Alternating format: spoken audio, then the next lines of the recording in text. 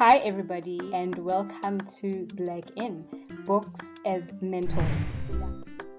So I started this personal development journey a number of years ago, and the very first book on self-development that I came across was Steven Covey, The 7 Habits of Highly Effective People.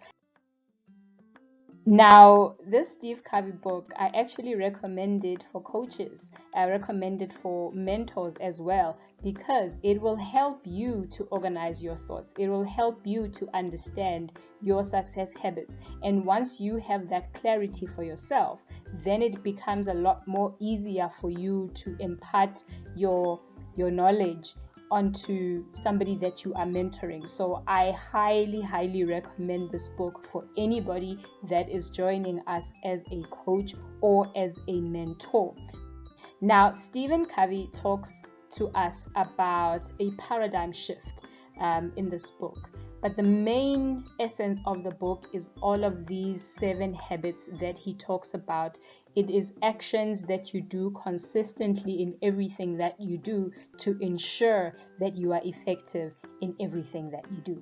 He goes through 7 habits, but I am just going to touch on 3 that I think are important and that I have stuck with through the years.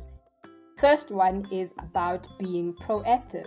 Now, there is a very big difference between 2 individuals with the same education level, 2 individuals with the same skills and talents. But if one of the individuals is of an attitude to wait and see until things are presented to them and opportunities are brought to them before they act, versus the individual that creates opportunities, the individual that does not need things to be presented to them in order to take a first step, the individual that is self-starting, the individual that understands the concept of being proactive. There's a big difference between these 2 people. More often than not, the proactive individual in a team, in any setting in life, the proactive individual is the individual that is able to drive their own growth. The proactive individual is the individual that gets noticed. The proactive individual is the individual that gets relied upon because they are able to show that they are independent in their thinking and in their action.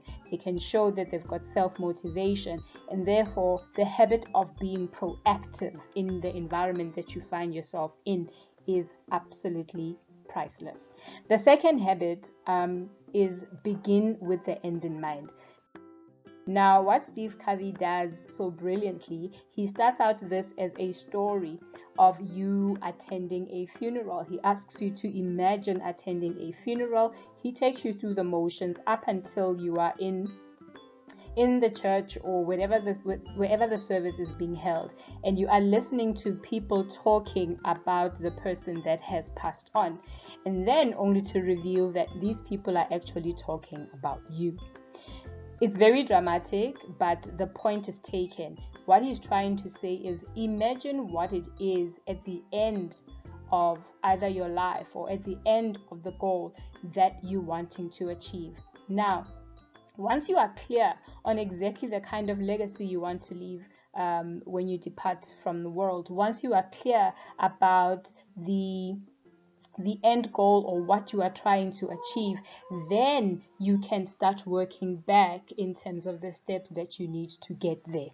Beginning with the end in mind is a practical, common sense approach to setting your goals and the action plans that need to support them. My favorite of the lot is the concept or the habit of sharpening the saw. Literally, sharpening the saw makes the saw a lot sharper and a lot more effective in cutting. That is the theory around this. He tells a story of a man that has been hired to manually chop down trees, but this man does not even take a break. When he's asked about why do you not take a break so that you can sharpen your saw and cut quicker, this man foolishly says, I don't have time to take a break. I don't have time to sharpen the saw. I've got a target to meet, and this is how I am going to do it. And so often we are so caught up and we are busy with work, we are busy with lives, and we don't take a step back and try and see where our skills need a little bit of sharpening, where our knowledge needs a little bit of sharpening. You have to take the time out to sharpen your saw so that you are more effective. Now, this is a book that I will recommend to any and everyone that I come across. I have shared it with many people, and it never disappoints. It is a long book to read. I prefer to listen to audiobooks. I use the Audible app, and it is about 13 hours long, which you can obviously break down into little bits. I'm not saying take 13 hours at a go to read or to listen to this book, but you can take little chunks of reading while you are going for a jog. You can take little chunks of reading while you are driving to wherever you are going, or while you are washing the dishes. You can have headphones on and listen. So that is how I consume material a lot of the time, is when I am doing routine tasks and I am able to listen to these books as well.